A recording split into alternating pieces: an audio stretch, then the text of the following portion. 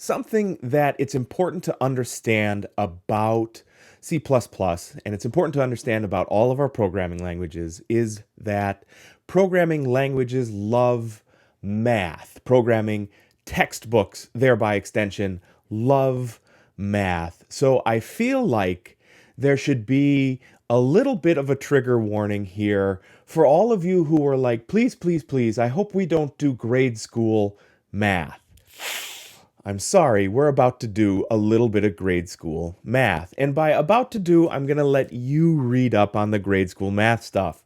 A lot of what we see here in 3.2, this is starting on page 91. A lot of what we see here in 3.2 is simply going to be a reminder for you. So I'm going to use the following words, and I feel fairly confident that I don't need to support them with a tremendous amount here of verbiage. And that's going to be things like order of operations, precedence, and things like FOIL, first, inner, outer, last. You may have to shake a little bit of rust, and that's perfectly understandable because I have to go through and read this one more time too to say, I think it's FOIL, right? You may have to shake a little bit of rust off of that, but really, math here works in much the same way. Now, there is one bit of warning that I am going to give to you here, and that's if you scroll down, or flip to rather, page 95, no exponents, please. Without the math libraries, so in include for math, we cannot use exponents.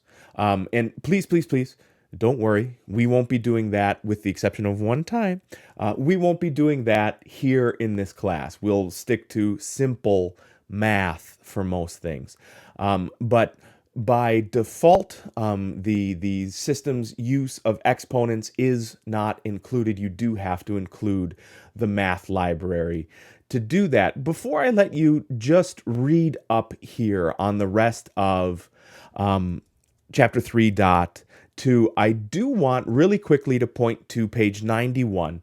And right here, there's this little table, and it's as good a place as any for me to tell you that this is how C++ does math, because it is worth noting what's happening.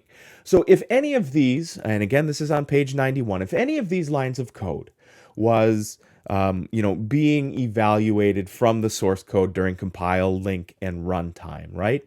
This is what would happen. C++ sees, and I'm just going to say result equals 15 divided by 3. I know in my very, very basic mathematical knowledge that what we are suggesting here is 15 divided by 3 equals 5. I don't have to take off my shoes and socks. I'm pretty confident that that is the case. This is what C++ does by way of the process that it's undergoing, and it's a little bit different than the way we would experience doing math, a la that grade school example from before. So when C++ comes across this line, it can see that we are making a mathematical computation. It has that equals in the middle there.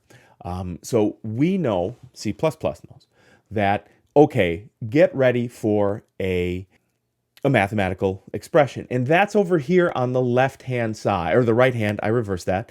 That's over here on the right-hand side of the equal sign. C++ has to evaluate what's happening on the right-hand side first, because what it will do is, after that expression is evaluated, it saves back to the left-hand side. It saves back the answer to that mathematical expression. So 15 divided by 3 is 5. 5 is my result.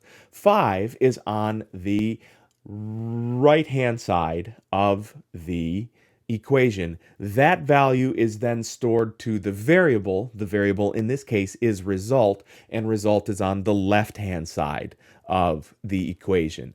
So there's another table down here. It's on page 93 that it talks about how to evaluate the associativity in math stuff.